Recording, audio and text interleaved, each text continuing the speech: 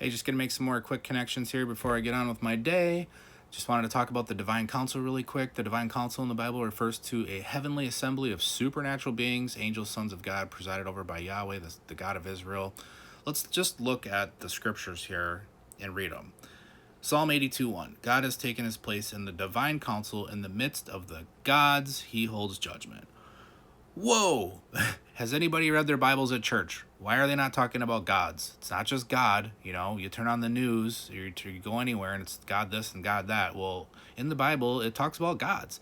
And there's this divine council with this Yahweh character sitting as the leader of these other gods. Let's look at more.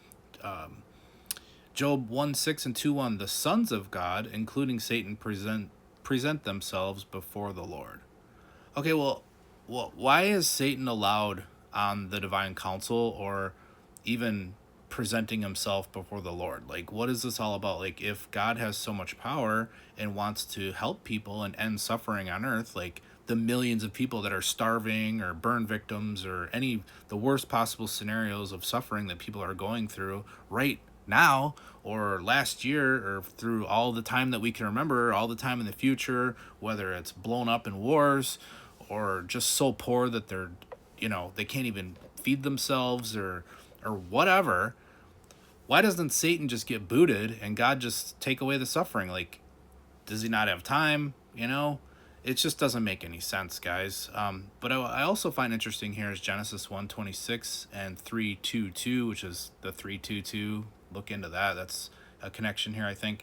Phrases like, let us make mankind in our image, and one of us.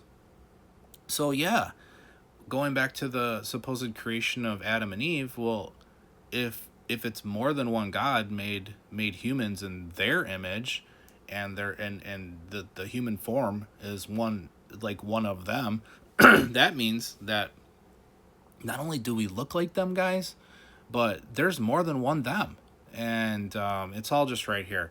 So I wanted to talk about that. Also wanted to talk about the ancient Trinity real quick. Is the sun, the moon, and Venus. So here's a picture. On the left, you see the 8-pointed star, which is the Inanna star or Ishtar star. That's Venus.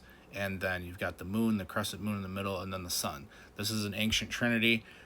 You'll see why I brought that up real quick. Again, Venus, moon, sun, ancient trinity.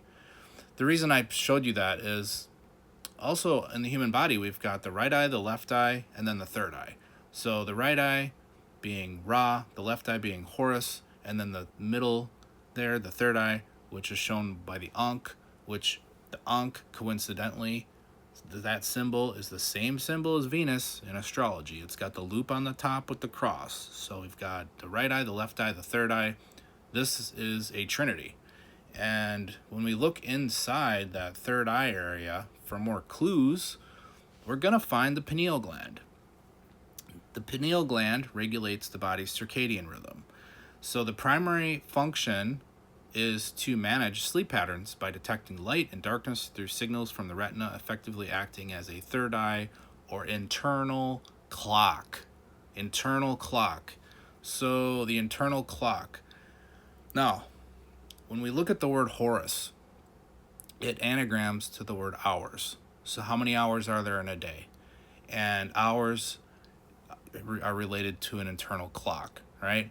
So there's 12 hours in the AM, there's 12 hours in the PM, and there's 12 in the zodiac, there's 12 in like King Arthur's round table, there's 12 disciples of Jesus.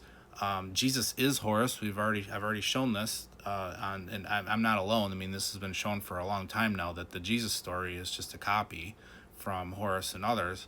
That you've got the 12 disciples, and it all goes back to this clock, I think, guys. So I question, like, what's going on in the human body itself, where they create our eyes and then they put this pineal gland in the side of the middle of our head. And so I was thinking about the word pineal, and it's got the word pin in it.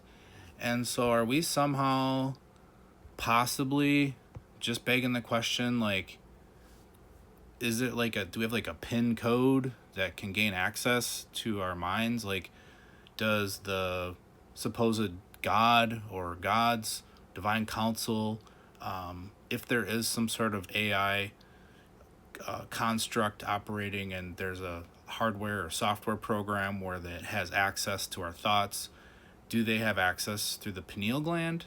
Is this where they're watching us or being able to record our entire lives? Like I was talking about, the Akashic record basically records your entire life, and it records people's reactions around you. And is this all being recorded and accessed with a pin code in the pineal gland? I don't know. I just think it's weird that it has the word pin in there. So I was wondering if that's how they're gaining access to us somehow. And yeah, so this is all stuff that I just find interesting and I wanted to share. And about the divine council, the Trinity, Horus, the hours in the day, the pineal gland, and possibly a pin code access. All right, have a good day, guys.